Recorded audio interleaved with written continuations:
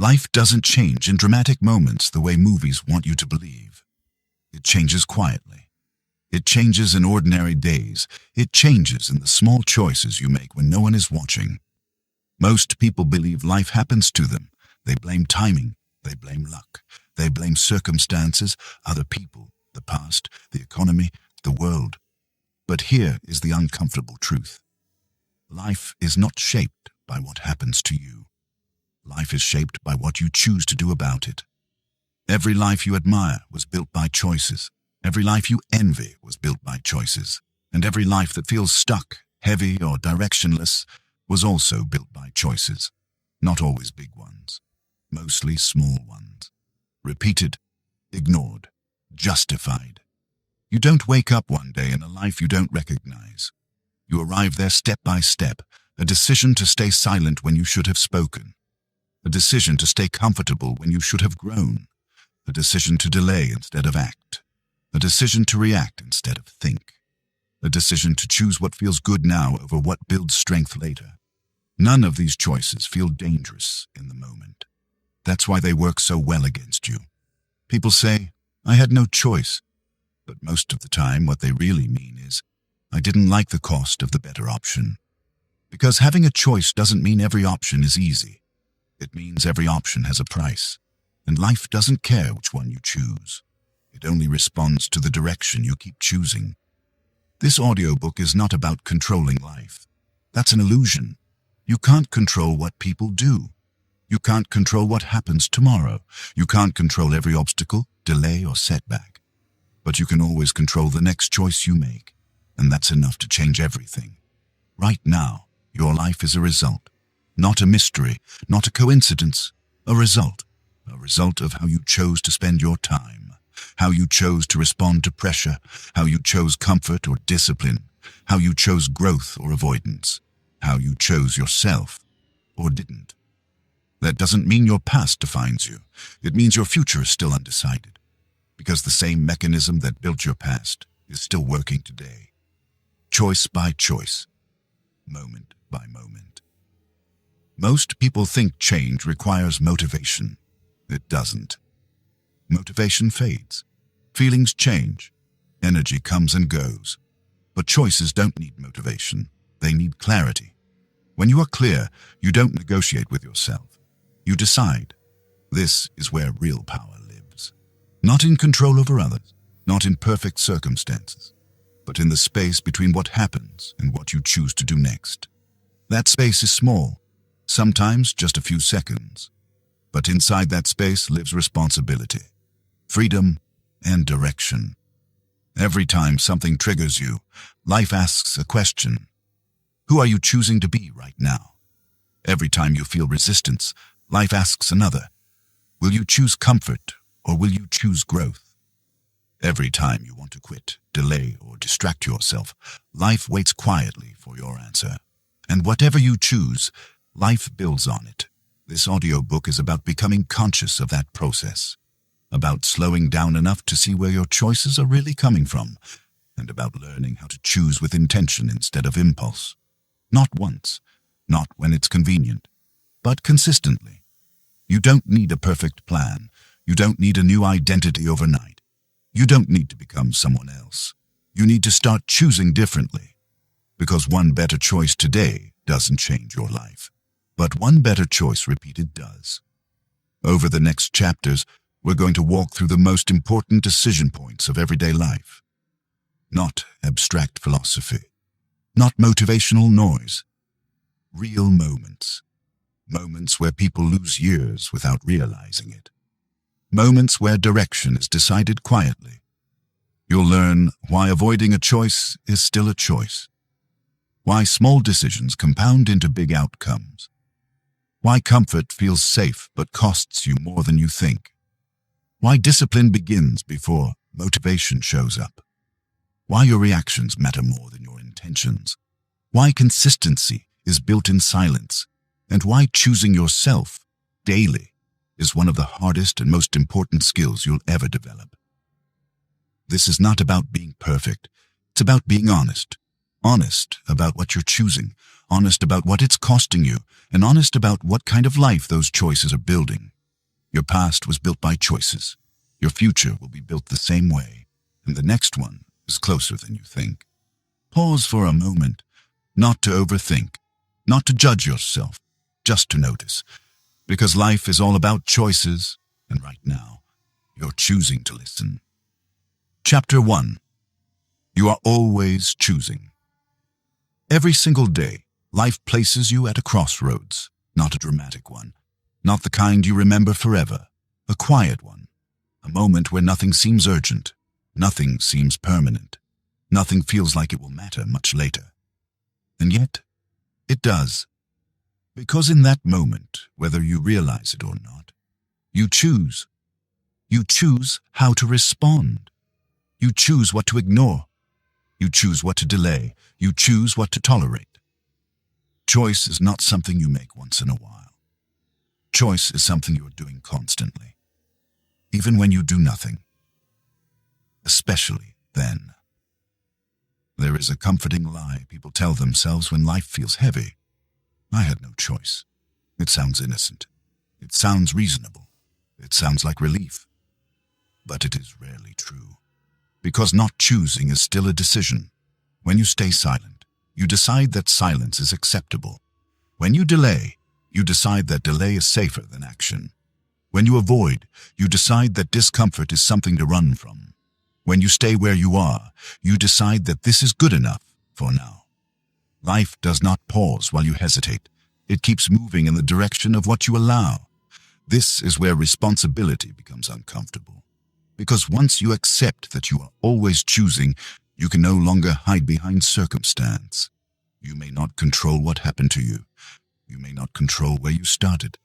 You may not control what others do, but you do control what you choose next. And that choice is shaping you, whether you like it or not. Every meaningful option in life has a cost. Usually not money, usually not time. The real cost is discomfort. The discomfort of telling the truth, the discomfort of changing patterns, the discomfort of being misunderstood, the discomfort of doing something before you feel ready. So instead of saying, I don't know what to do, people often say, I have no choice. What they really mean is, I don't want to pay the price of the better option. Avoidance feels harmless in the moment. It doesn't demand courage. It doesn't challenge identity. It doesn't force growth. But avoidance is not neutral. It chooses for you. A conversation avoided today becomes distance tomorrow. A decision delayed today becomes pressure later. A habit ignored today becomes a weakness you have to fight under stress. Nothing stays small when it is repeated. This is why life feels unfair to many people. Not because they were unlucky, but because they underestimated the power of small decisions. They waited for clarity before acting. They waited for confidence before choosing. They waited for certainty before committing. But clarity does not come before choice. It comes after. You do not see the path clearly and then decide to walk it. You decide to walk, and clarity forms with movement. Life rewards direction, not hesitation. This is why so many lives feel stuck. Not because the person lacks potential, but because they keep choosing the familiar over the necessary. Familiar pain feels safer than unfamiliar growth. Predictable discomfort feels safer than uncertain improvement. So, days fill with distractions, busy routines, endless thinking, and nothing changes. Life is not cruel, it is consistent. If you consistently choose comfort, life gives you fragility. If you consistently choose avoidance, life gives you anxiety. If you consistently choose distraction, life gives you confusion. But if you consistently choose responsibility, life gives you clarity. If you consistently choose discipline, life gives you confidence. If you consistently choose growth, life gives you strength. This is not motivation, it is cause and effect. You do not need to change everything today. You do not need to become someone else overnight. You do not need one perfect decision to fix your future. You need honesty. Honesty about where you are choosing and where you are pretending not to. Right now, there is something you are avoiding. You already know what it is. A conversation, a habit, a boundary, a decision you keep postponing. You do not have to act immediately, but you do have to see it clearly, because the moment you admit, "I'm choosing this," you regain power. Not power over life, power over direction. Being stuck is rarely about lack of options. It is often about loyalty to a choice that no longer serves you. The moment you stop saying, "I had no choice," you stop giving your future away. You do not need certainty to choose. You do not need confidence to choose. You do not need permission to choose. You only need to accept that you are already choosing every day. And once you accept that, you can begin choosing with intention instead of habit. Avoidance feels safe, but it always charges interest. Not choosing feels passive, but it actively shapes your life. And the most dangerous position you can take is believing that your choices don't matter. Because they do. They always have. And they are doing it right now. Chapter 2. Small choices create big lives. Nothing about the beginning feels important. That is why it works. Small choices never announce themselves as turning points. They don't feel heavy. They don't feel dangerous. They feel harmless. One more day of delay. One more excuse. One more time choosing what's easy instead of what's necessary. Individually, none of these moments seem capable of shaping a life. But together, they decide everything. Life does not change in leaps. It changes through accumulation. Every choice you repeat becomes a vote, not for who you wish to be, but for who you are becoming. You don't suddenly wake up disciplined. You build discipline by choosing effort when comfort is available. You don't suddenly become confident. You build confidence by keeping small promises when no one is watching. You don't suddenly lose direction. You lose it by repeatedly choosing distraction over focus. This is how lives quietly separate. Two people can start in the same place, same background, same opportunity, same potential. Years later, their lives look nothing alike. Not because one made a single heroic decision, but because one chose slightly better, consistently. 5 minutes of movement instead of scrolling. 10 minutes of reflection instead of noise. One uncomfortable conversation instead of silence. One honest boundary instead of resentment. Small choices don't feel powerful, but they are persistent, and persistence always wins. The mind resists this truth because it wants change without patience. It wants results without repetition. It wants growth without discomfort. So it waits for a moment that feels big enough to matter. That moment rarely comes. Life doesn't reward intensity. It rewards direction. Direction is set by what you choose on ordinary days. The day you don't feel motivated. The day nothing exciting is happening. The day no one is watching or applauding. Those days build your future. This is why habits matter more than goals. Goals are ideas. Habits are decisions repeated. A goal without aligned daily choices is just imagination. You don't rise to the level of your hopes. You fall to the level of your habits. Every habit you keep is a quiet agreement with your future. It says, "This is the kind of life I'm building." And every habit you tolerate is doing the same. People underestimate how quickly small choices compound. They think tomorrow will be different without today being different, but tomorrow is built from today's decisions. A small choice made once does very little. The same choice made daily becomes identity. This is where responsibility becomes empowering. Because if your life is the result of accumulation, then changing direction doesn't require dramatic effort. It requires consistency. You don't need to do more. You need to do less. Better. One decision repeated is more powerful than 10 decisions abandoned. This is also why regret is rarely about one moment. It's about patterns. People don't regret missing one workout. They regret years of choosing comfort over health. They don't regret one avoided conversation. They regret relationships eroded by silence. They don't regret one distracted day. They regret a life lived without focus. The pain arrives late, but the cause was early. Life compounds quietly. What you choose to read compounds. What you choose to watch compounds. What you choose to eat compounds. What you choose to think about compounds. What you choose to ignore compounds. Nothing is neutral when repeated. This is why awareness matters more than intensity. You don't need to overhaul your life.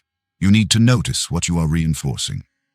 Right now, your daily choices are training you to become stronger or weaker, more focused or more scattered, more disciplined or more reactive.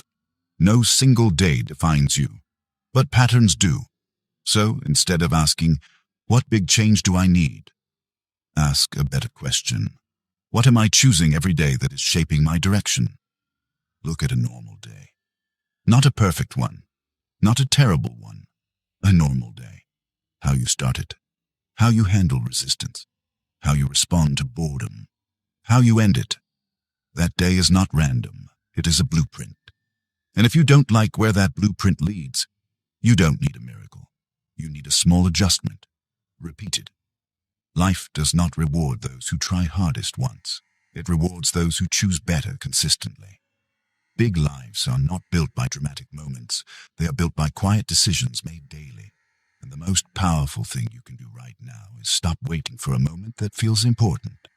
Because the moment you are in is already shaping you. Chapter 3. Comfort is a daily decision. Comfort rarely feels like a problem. It feels like relief.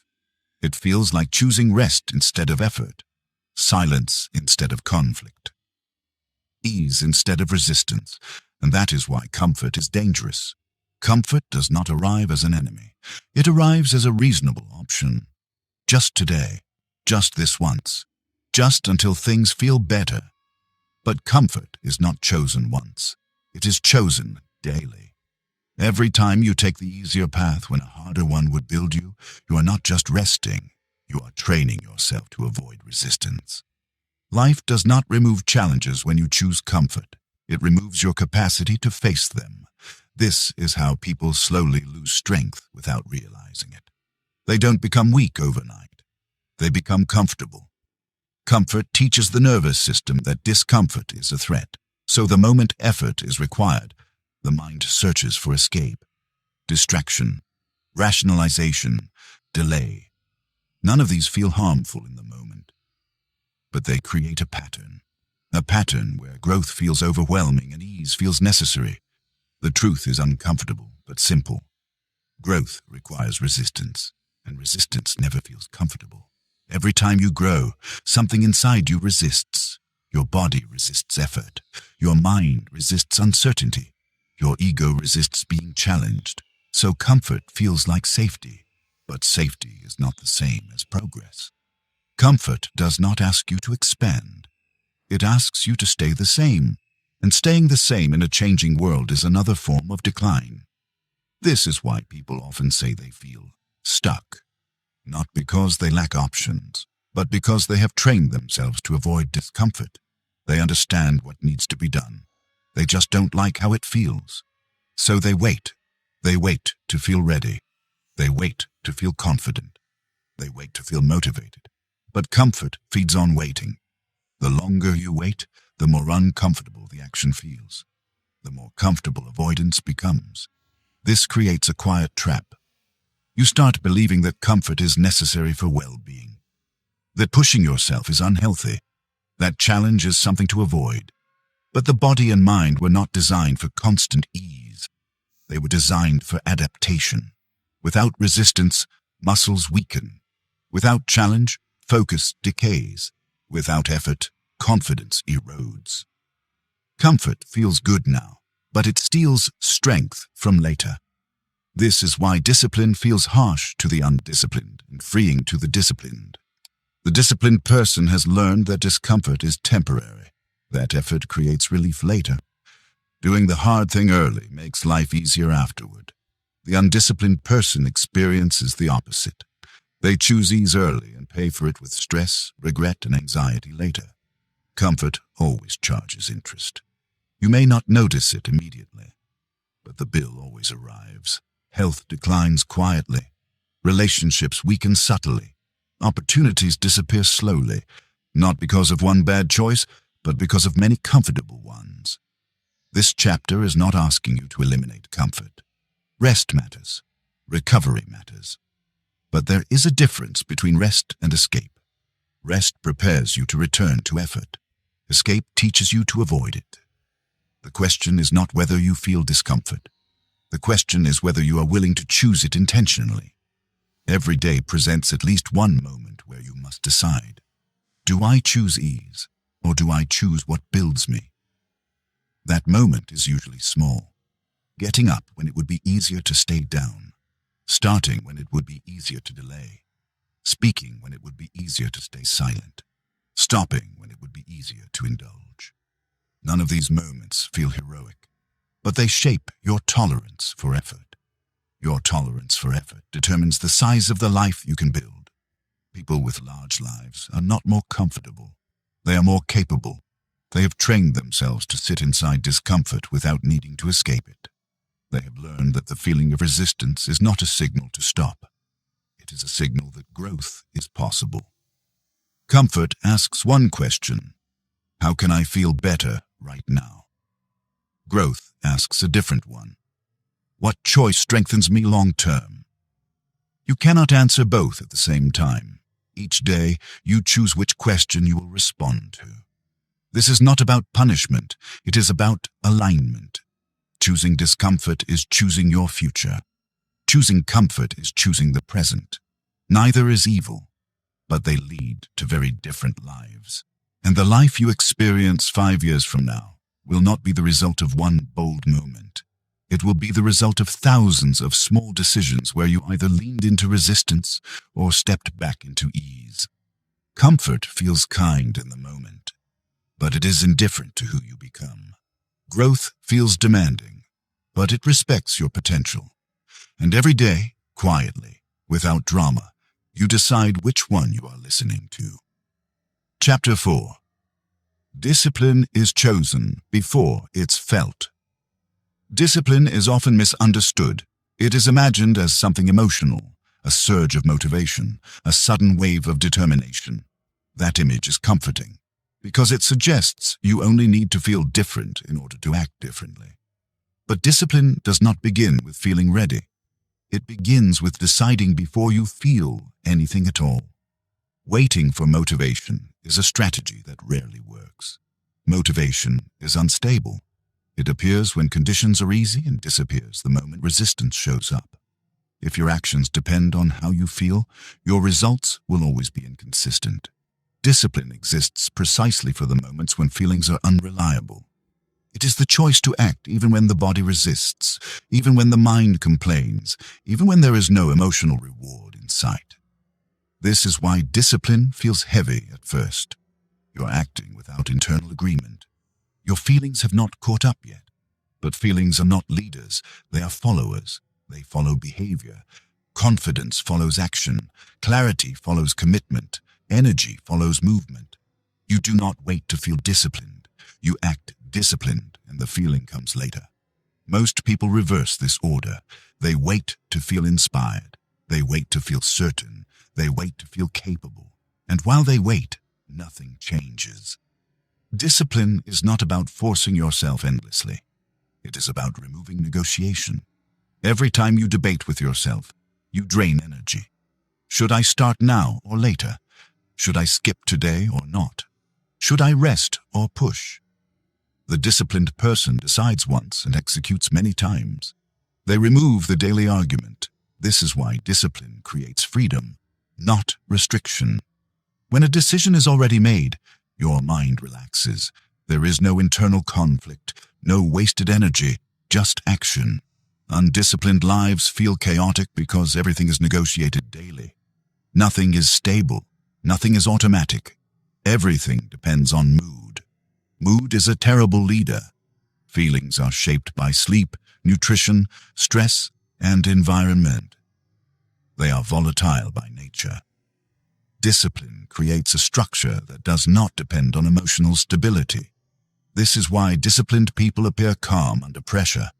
They are not waiting to feel better. They already know what they will do. Discipline is not intensity. It is reliability. It is showing up when it is boring. It is continuing when no progress is visible. It is choosing effort without applause. This kind of consistency changes identity.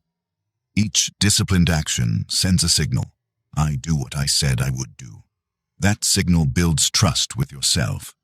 And self-trust is a powerful thing. Without it, confidence collapses. With it, fear loses influence. Most people struggle not because they lack willpower, but because they keep reopening decisions. Every reopened decision is a chance to quit. Should I keep going? Should I stop? Should I change direction? Discipline closes the door. It says, "This is what I do." No discussion. That does not mean rigidity. It means commitment. You can adjust direction deliberately, but you do not adjust based on discomfort. Discomfort is expected. If discipline felt good immediately, everyone would have it. The reason discipline separates people is because it asks you to act without emotional confirmation. And over time, something interesting happens. What once felt heavy begins to feel normal. What once felt difficult begins to feel manageable. What once required effort begins to feel natural. This is not because the task changed. It is because you changed. Discipline trains your nervous system to tolerate effort. Tolerance creates capacity. Capacity creates options.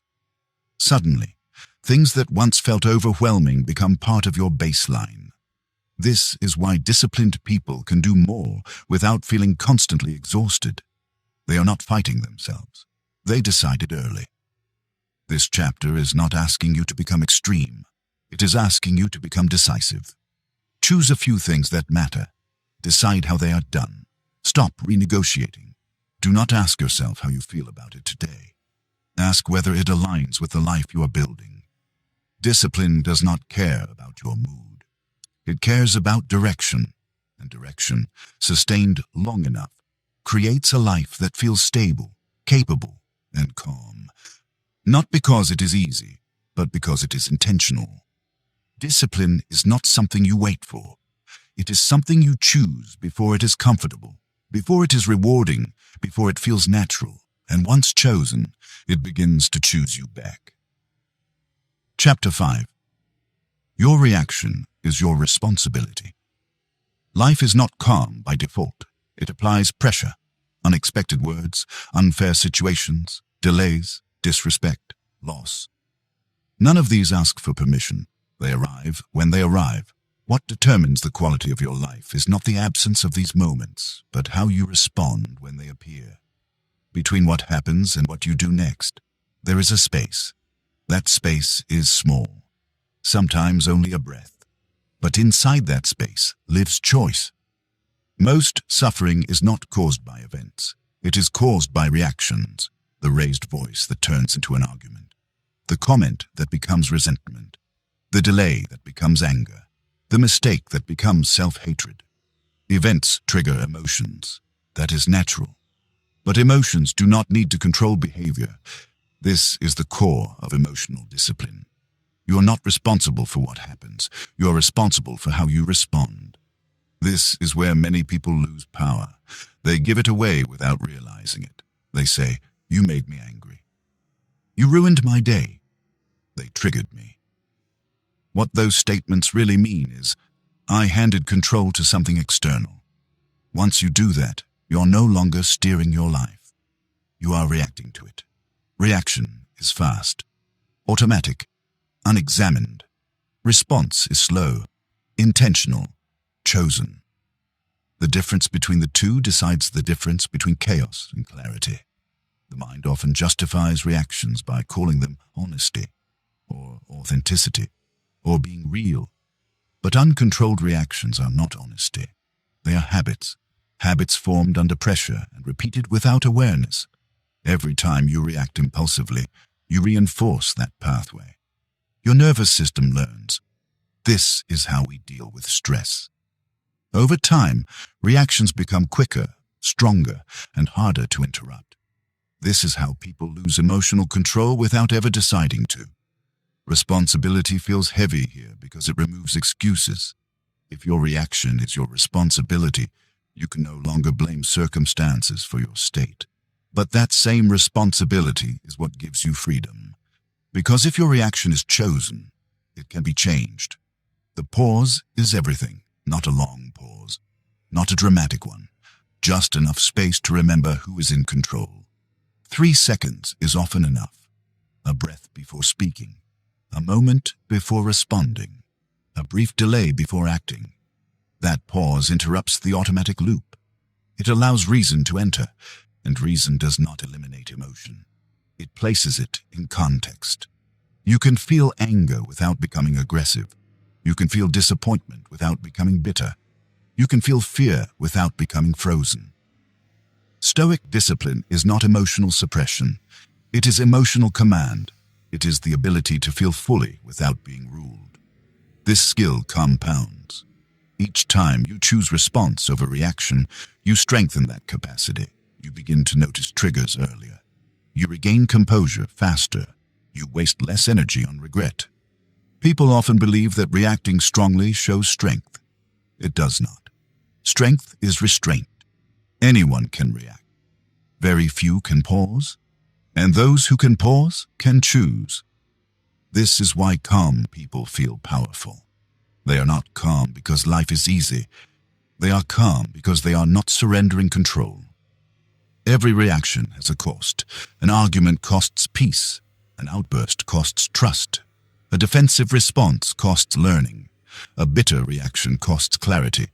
Those costs accumulate, but so do disciplined responses. A calm reply preserves dignity. A measured answer preserves relationships. A thoughtful response preserves direction. This chapter is not asking you to become passive. It is asking you to become precise.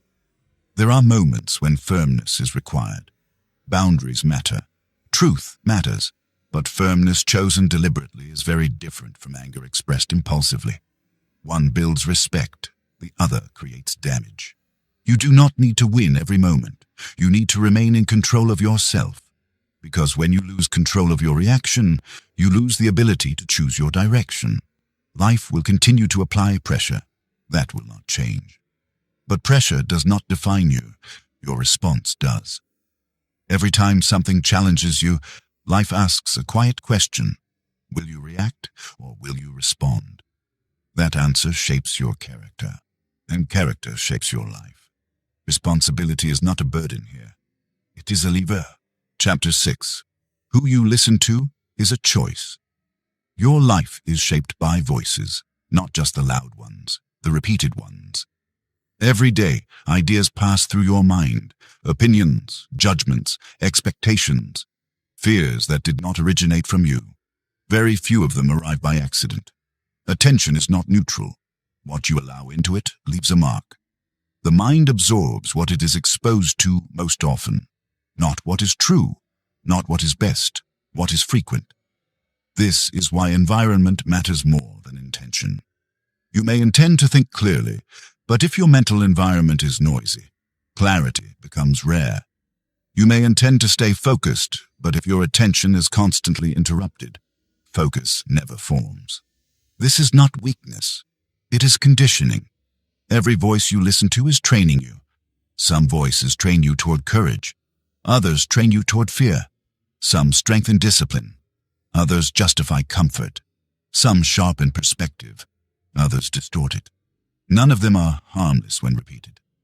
Many people underestimate how influenced they are because influence rarely feels like control.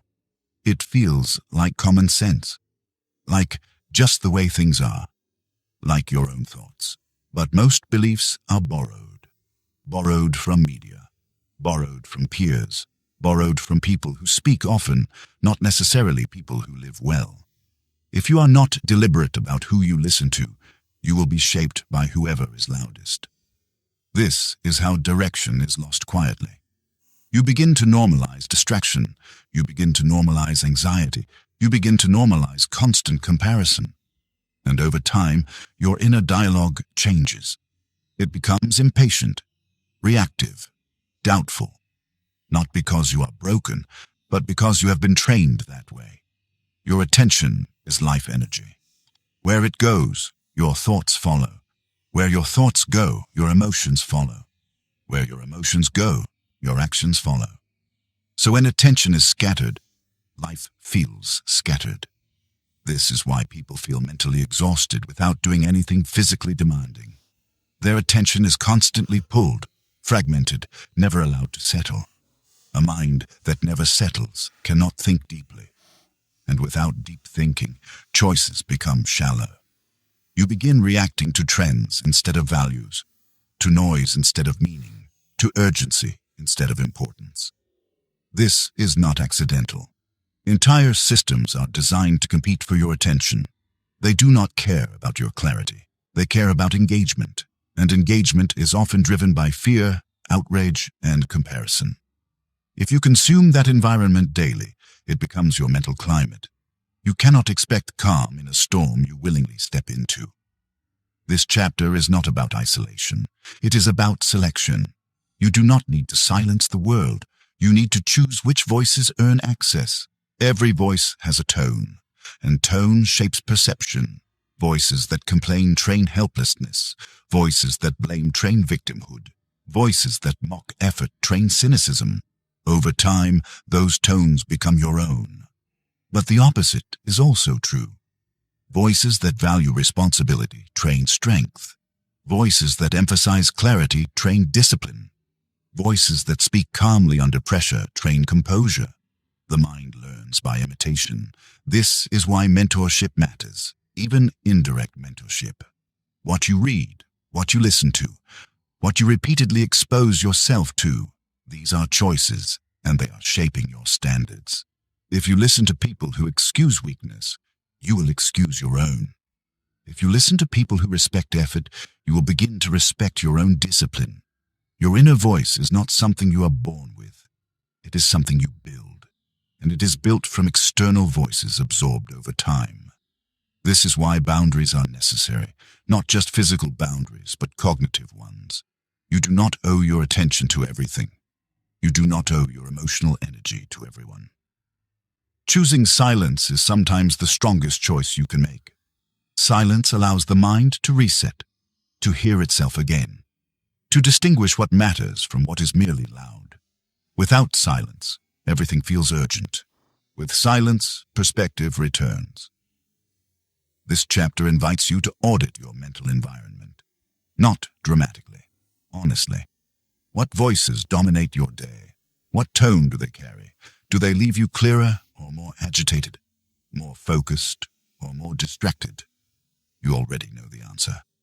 And knowing is enough to begin. You do not need to eliminate everything at once. You need to reduce what weakens you and increase what strengthens you. Over time, this shifts your internal dialogue. You begin thinking more deliberately, responding more calmly, choosing more intentionally. Not because life became easier, but because your mental environment became cleaner. Clarity is fragile. It must be protected. Chapter 7. Consistency is chosen in silence.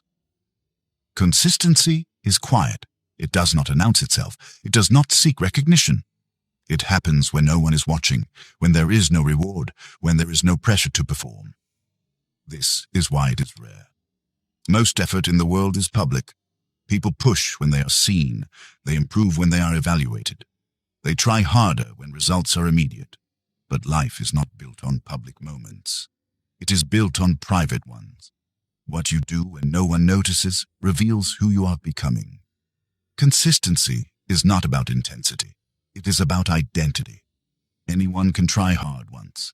Anyone can show up when motivation is high. Anyone can perform when the spotlight is on. But repeating the same behavior in silence requires alignment. Alignment between what you say matters and what you actually do. This is where most people drift. They want results without routine. They want change without repetition. They want progress without patience. So they rely on mood. Mood feels real. Mood feels honest. But mood is unstable. If your actions depend on how you feel, your direction will change daily. Consistency removes that volatility. It creates a steady signal to the nervous system. This is who we are, and the nervous system responds by adapting. At first, consistency feels heavy. There is no feedback, No validation, no visible progress. Just repetition. This is where people quit. Not because the effort is too hard, but because the reward is too delayed. Silence is uncomfortable for the ego.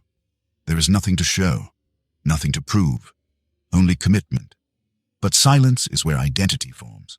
Every time you repeat a behavior without being seen, you strengthen the belief, I do what I said I would do.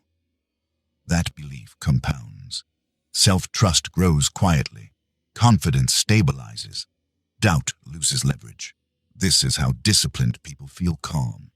Not because life is easy, but because they trust themselves. They do not rely on motivation. They rely on patterns. Patterns reduce decision fatigue. They remove negotiation. There is no question of whether to act. The answer is already built in. This frees mental energy. Undisciplined lives feel exhausting because every day requires convincing yourself again. Consistency is efficient. It conserves willpower by making behavior automatic. This is why small, repeatable actions are more powerful than ambitious plans. Plans excite the mind. Repetition changes the body. Identity is not shaped by what you think you are. It is shaped by what you repeatedly do. You cannot lie to repetition. Over time, behavior becomes belief. I am someone who shows up. I am someone who finishes. I am someone who follows through. These beliefs are not affirmations. They are earned. Silence is also where discipline is tested. Without external pressure, excuses feel reasonable. No one will know if you skip today. No one will care if you delay. No one will hold you accountable, except one person, you. And that is enough, because you are the one who lives with the consequences. Consistency in silence creates a strange confidence. Not loud, not performative, stable. You know what you can rely on, and that steadiness becomes strength. This is why consistency compounds faster than talent. Talent without consistency creates potential. Consistency without talent creates results. Over time, consistent effort builds skill.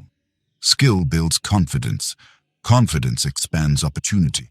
This chain begins in silence. This chapter is not asking you to do more. It is asking you to do less, but repeatedly. Choose a small behavior that aligns with the life you want. Make it simple. Make it repeatable. Then protect it from interruption. Not aggressively, calmly. Treat it as non-negotiable. Not because it is impressive, but because it is necessary. You do not need perfect execution. You need continuity. Miss a day, return the next. No drama, no self-judgment. Consistency is not perfection. It is resilience, the ability to return without losing direction. This is how long-term results are built. Not through pressure, not through intensity. Chapter 8. Choosing yourself changes everything. Choosing yourself is often misunderstood. It is confused with selfishness, with arrogance, with indifference toward others. But choosing yourself is none of those things. Choosing yourself is responsibility. It is the decision to stop abandoning your own standards, to stop betraying your values for comfort or approval, to stop living according to expectations that were never yours to carry. Many people avoid choosing themselves because it feels dangerous. They fear being judged. They fear disappointing others. They fear losing connection. So they compromise. A little at first, then a little more. Until compromise becomes a way of life. They say yes when they mean no. They stay silent when something feels wrong. They give time, energy, and attention they cannot afford. Over time, something erodes. Self-respect. Not all at once, quietly. And when self-respect weakens, everything else becomes harder. Boundaries blur, resentment builds, confidence fades. Life begins to feel heavy, not because of effort, but because of misalignment. Choosing yourself is the act of correcting that alignment. It is deciding that your time matters, that your energy is finite, that your attention is valuable, and that how you use these things determines the quality of your life. Self-respect is not something you demand from others. It is something you demonstrate through choices. Every time you keep a promise to yourself, you strengthen it. Every time you ignore your own needs, you weaken it. People often wait for confidence before choosing themselves. But confidence does not come first. Self-respect comes first. Confidence follows. You do not feel worthy and then act accordingly. You act with self-respect, and worth becomes evident. This is why small decisions matter so much here. Getting enough rest, ending conversations that drain you, doing the work you said you would do, saying no without explanation. These are not dramatic acts. They are quiet votes. Votes for the kind of life you are willing to live. Choosing yourself also means accepting solitude at times. Not loneliness, solitude. The space created when you stop performing for approval. That space can feel uncomfortable at first. Without constant feedback, the mind grows restless. But within that space, clarity forms. You begin to hear your own thoughts again, to recognize your own standards, to understand what you actually want, not what you are told to want. Many people never experience this because they are always reacting to others. Others' opinions, others' needs, others' expectations. They live externally. Choosing yourself is the shift inward. It is deciding that your internal compass matters more than external noise. This does not mean ignoring others. It means no longer abandoning yourself. You can be kind without being compliant. You can be generous without being depleted. You can be present without being available to everything. Boundaries are not walls. They are filters. They allow what aligns to pass and stop what weakens you. People who respect themselves are often misunderstood at first, not because they are wrong, but because they change the dynamic. When you stop over-explaining, some feel uncomfortable. When you stop rescuing, some feel abandoned. When you stop tolerating disrespect, some feel exposed. This is not your problem to solve. Choosing yourself will reveal who benefits from you not doing so. And that clarity, though uncomfortable, is freeing. It allows you to invest energy where it is returned, not drained. Choosing yourself also requires honesty. Honesty about what you can handle, what you want to build, what you are willing to sacrifice, and what you are not. You cannot choose everything. Every yes costs something else. So choosing yourself means choosing priorities. It means accepting trade-offs consciously instead of living with regret unconsciously. A life without boundaries is a life run by urgency. Everything feels important. Everything feels demanding, and nothing feels meaningful. Choosing yourself introduces hierarchy. This matters. That can wait. This deserves my energy. That does not. Clarity replaces chaos. And with clarity comes calm. Not because life becomes easier, but because your direction becomes stable. You stop chasing validation and start building alignment. Alignment between values and actions, between goals and habits, between who you are and how you live. This alignment is rare, and it is powerful. It creates a quiet confidence that does not need to announce itself. You no longer need to prove your worth. You demonstrate it through consistency. This chapter is not encouraging isolation. It is encouraging integrity. Integrity is wholeness. It is living as one person, not one version for others and another for yourself. Choosing yourself brings these versions together. It reduces internal conflict, and internal conflict is exhausting. When your actions match your values, energy returns. Focus sharpens. Decisions simplify. Life feels less dramatic because you're no longer negotiating with yourself constantly. You already know where you stand. This is what people sense when they say someone has presence. Presence is not charisma, it is coherence. The feeling that a person is aligned within themselves. That alignment begins with choosing yourself daily. Not once, not when it is convenient. Daily, in small ways, in quiet moments. Choosing rest when you need it. Choosing effort when it matters. Choosing truth when silence would be easier. Choosing boundaries when compliance would be praised. Each choice reinforces the next. Over time, choosing yourself stops feeling selfish and starts feeling necessary. Because you realize something important. No one else can do it for you. No one else can live according to your values. No one else can protect your time. No one else can decide what kind of life you are building. That responsibility is yours, and accepting it is not a burden. It is relief. Relief from pretending, relief from resentment, relief from drifting. Choosing yourself does not make life perfect. It makes it honest, and honesty is sustainable. The world will continue to make demands. People will continue to have opinions. Circumstances will continue to change. But when you choose yourself, you remain grounded. You know what matters. You know what you stand for. You know what you are building. And that knowledge steadies you. This is how everything changes.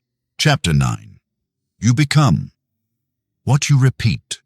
Identity is not something you declare. It is something you demonstrate. You can say who you want to be. You can imagine a better version of yourself. You can even believe in it deeply. But the mind does not become what it believes. It becomes what it repeats. Every repeated action is a lesson. Not spoken, practiced. And practice always wins. The brain is not persuaded by intention. It is persuaded by evidence. What you do once means very little. What you do again and again becomes proof. This is why change feels difficult for many people. They try to think their way into a new identity without behaving their way into it. They wait to feel like a disciplined person before acting disciplined. They wait to feel confident before acting with confidence. But identity does not work that way. Action comes first. Identity follows. Every time you repeat a behavior, you are casting a vote for the kind of person you are becoming. Missed once, the vote is weak. Repeated daily, the vote becomes decisive. This is how habits stop feeling like habits and start feeling like a personality. You don't wake up one day and decide who you are. You wake up one day and realize who you have been practicing. This applies to everything. If you repeatedly avoid discomfort, you practice avoidance. If you repeatedly quit when things get hard, you practice quitting. If you repeatedly distract yourself from tension, you practice escape. And the brain adapts. It becomes efficient at what you repeat. The opposite is also true. If you repeatedly show up, you practice reliability. If you repeatedly act despite resistance, you practice courage. If you repeatedly keep small promises, you practice integrity. These practices shape identity. Identity then shapes expectation. You begin to expect yourself to follow through. You begin to expect yourself to act calmly. You begin to expect yourself to handle pressure. Expectation changes behavior automatically. This is why disciplined people appear effortless. They are not exerting constant willpower. They are acting in alignment with who they believe they are. And that belief was built through repetition. The danger is that repetition works in all directions. You become what you repeat, whether you choose it consciously or not. Repeated procrastination becomes self-doubt. Indulgence repeated becomes dependency. Repeated excuses become a limitation. None of these starts loud. They start small, and they grow through consistency. This is why identity-based change lasts and outcome-based change fades. If you chase results without changing behavior, the results feel temporary. If you change behavior long enough, results become inevitable. The mind is always asking a quiet question: what kind of person does this? When your actions answer that question consistently, identity forms. This is also why guilt is ineffective long-term. Guilt focuses on what you failed to do. Repetition focuses on what you practice next. Identity is not built by self-criticism. It is built by self-evidence. One honest repetition is worth more than 1,000 motivational thoughts. This chapter invites you to stop asking, "Who do I want to be?" and start asking something more precise. What am I practicing? Look at your days. Not the exceptional ones, the ordinary ones. What do you repeat when you are tired? What do you repeat when you are bored? What do you repeat when no one is watching? Those moments are shaping you faster than moments of inspiration ever could. You do not need to repeat everything perfectly. You need to repeat what matters consistently. This is where simplicity becomes powerful. Choose a few behaviors that reflect the person you want to become. Make them small enough to repeat, clear enough to execute, specific enough to measure. Then repeat them, not until you feel different, until you become different. Repetition removes the drama from change. There is no need for emotional intensity, no need for constant reflection, no need for motivation. Just practice. Practice showing up. Practice finishing. Practice restraint. Practice honesty. Over time, the mind stops arguing. It accepts the evidence. This is who we are. That acceptance brings stability. You no longer wonder if you can handle something. You know how you respond to pressure. You have seen yourself do it. This is confidence grounded in experience, not belief. The most important repetition of all is how you treat your own standards. Do you keep them when it is inconvenient? Do you abandon them when no one notices? Do you negotiate with them under pressure? Standards repeated become character, and character decides outcomes long before circumstances do. You do not need to transform your life all at once. You need to repeat the right things long enough. Life bends toward consistency, not quickly, not dramatically, but reliably. You do not rise to the person you imagine. You rise or fall to the person you practice. And every day, quietly, you are practicing something. Chapter 10. The life you avoid is the life you're choosing. Avoidance rarely feels like a decision. It feels like delay, like caution, like waiting for a better time. But avoidance is one of the most powerful choices you make, because what you avoid does not disappear. It waits, and while it waits, it shapes the direction of your life. The life you avoid today is quietly becoming the life you live tomorrow. Not because you wanted it, but because you chose not to face it. Most people imagine that danger comes from action, from taking risks, from making bold moves. But for most lives, danger comes from avoidance, avoiding discomfort, avoiding responsibility, avoiding truth, avoiding the work required to become who you know you could be. Avoidance feels safe in the short term. It protects you from anxiety, from conflict, from failure. But it extracts a price over time. That price is direction. Every avoided action narrows the range of futures available to you. Not dramatically, incrementally. And because the change is slow, it feels invisible. Until one day, you look up and realize the path has closed behind you. People rarely regret the risks they took and failed. They regret the risks they never took at all. Not because the outcome would have been perfect, but because avoidance made the decision permanent. There is a particular pain that comes from this realization, a quiet pain, one without drama, the pain of knowing you did not lose because you tried and failed, but because you never fully chose. Avoidance trains the nervous system to retreat. Each time you step back from discomfort, the mind learns. This is how we survive. And survival becomes the standard. Growth is no longer the goal. Safety is. But safety, pursued long enough, becomes confinement. You begin to organize your life around what you can tolerate, not what you are capable of. You choose work that feels secure instead of work that feels meaningful. You choose relationships that feel familiar instead of relationships that demand honesty. You choose routines that feel manageable instead of routines that would challenge you. None of these choices feel wrong in isolation. That is why they work. Avoidance rarely looks like self-sabotage. It looks like reason. I'll do it later. Now isn't the right time. I need to be more prepared. I don't want to rush. Sometimes these statements are true. Often they are disguises. Disguises for fear. Fear of failure. Fear of rejection. Fear of exposure. Fear of discovering that you are capable of more than you are currently willing to give. Fear does not always scream.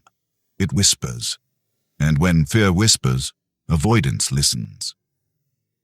The tragedy is not that fear exists. Fear is natural. The tragedy is building a life that revolves around avoiding it. When fear dictates choices, potential shrinks. You stop asking, what could I build? And start asking, what can I avoid losing? That shift changes everything. You become defensive instead of creative, reactive instead of intentional, cautious instead of decisive. Life becomes something to manage, not something to shape. Avoidance also distorts time. The future feels distant, abstract, unreal, so you trade it for immediate relief. But the future always arrives, and it arrives carrying the weight of what you chose not to do. The conversation you avoided becomes distant. The boundary you avoided becomes resentment. The effort you avoided becomes a limitation. The discipline you avoided becomes regret. Regret is not sudden. It accumulates. It is the echo of avoided moments.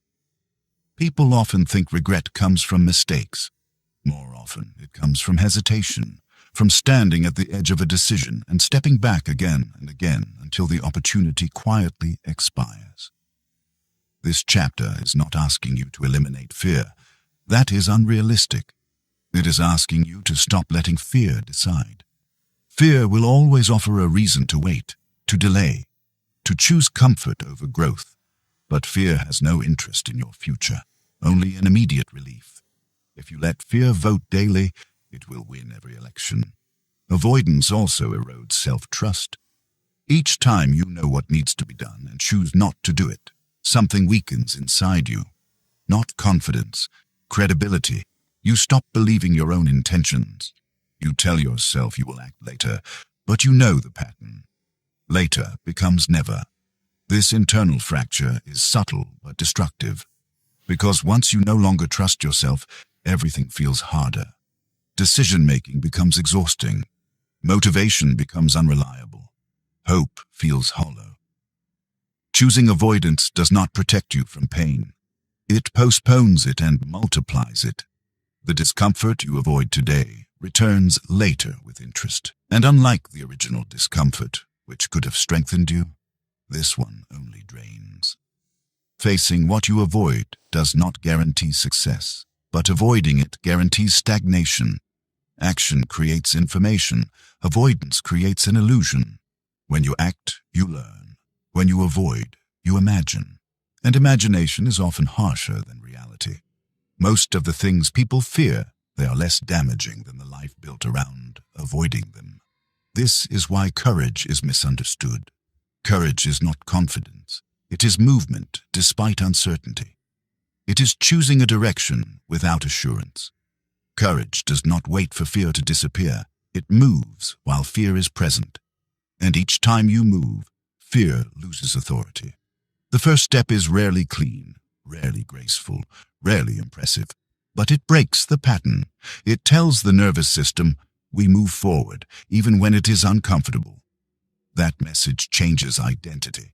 Avoidance shrinks identity. Action expands it. This is not about reckless decisions. It is about honest ones. What are you avoiding? Because it threatens your comfort, but not your integrity. What decision keeps returning? Because it matters. What conversation keeps resurfacing? Because silence is no longer neutral. These questions are not accusations. They are invitations. Invitations to reclaim authorship. You're not powerless in your life. You are deciding it daily, through action or avoidance. The life you are living now is not random. It is aligned with what you have been willing to face. If that realization feels heavy, that is understandable. Responsibility always feels heavier than excuses. But responsibility also gives you leverage, because the same mechanism that allowed avoidance to shape your life allows courage to reshape it. You do not need to face everything at once. You need to face one thing honestly. One decision, one action, one conversation. Not because it guarantees success, but it restores momentum. Momentum changes perception. What once felt impossible begins to feel manageable. What once felt overwhelming begins to feel clear. Avoidance collapses under movement. The life you avoid today is not punishing you. It is waiting for your choice. And that choice does not need to be loud. It needs to be real. This chapter is not about pressure. It is about truth. The truth is that avoidance is a choice. The truth is that choice shapes life. The truth is that direction can still change. The future is not asking you to be fearless. It is asking you to stop running. Because the life you avoid does not vanish. It becomes the life you wake up in. And the moment you face it, even imperfectly, you begin choosing something else. By now, nothing here should feel surprising. Uncomfortable, maybe. But not new. Because deep down, you already knew most of this. You knew that your life is shaped by choices. You knew that discipline is not about feeling ready. You knew that comfort delays growth. You knew that avoidance has a cost. You knew that repetition builds identity. You knew that not choosing is still a choice. The purpose of this audiobook was never to inform you. It was to confront you.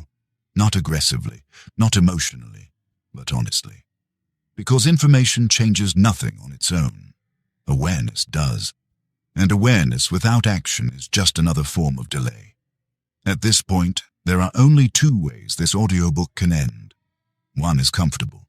You close it. You nod quietly. You tell yourself it made sense. You feel a brief sense of clarity. And then life continues exactly as it was. The same habits, the same excuses, the same patterns. That ending requires no courage. It requires nothing at all. The other ending is harder. It asks you to pause. Not dramatically, not emotionally, but deliberately. To recognize that listening was already a choice, and that's what you do next is another one. Life does not change because you understand something. It changes when understanding alters behavior. This is where most people stop. Not because they disagree, but because the agreement feels enough. It isn't. Clarity without movement becomes another excuse to wait. The truth is simple. Your life right now is aligned with the choices you have been willing to make. Not the ones you admired. Not the ones you imagined. The ones you repeated. And if that feels confronting, it should. Because it also means something important. It means your life is not fixed. It is not cursed. It is not locked. It is responsive. Responsive to what you choose next. You don't need to rewrite your entire life. You don't need a new identity overnight. You don't need a perfect plan. You need one honest decision that interrupts an old pattern. That is how momentum begins. Most people wait for motivation, but motivation does not come first. Action does. Action creates evidence. Evidence creates belief. Belief stabilizes identity. This is the order, and the order matters. You already know where your life feels misaligned. You don't need to search for it. There is something you keep postponing, something you keep justifying, something you keep telling yourself you will face later. Later is not a place. It is a story, and stories do not build lives. Choices do. The uncomfortable truth is that the hardest part of change. It is not an effort, it is honesty. Honesty about what you tolerate. Honesty about what you avoid. Honesty about the cost of staying the same. Staying the same has a cost. It just feels familiar. Growth has a cost too. It just feels intentional. You pay either way. Life does not negotiate with potential. It responds to action. This audiobook does not ask you to be extreme. It asks you to be precise, to choose one area where avoidance has become a habit. One, not 10, not everything. One decision you already know matters, and to face it. Not perfectly, not heroically, but deliberately.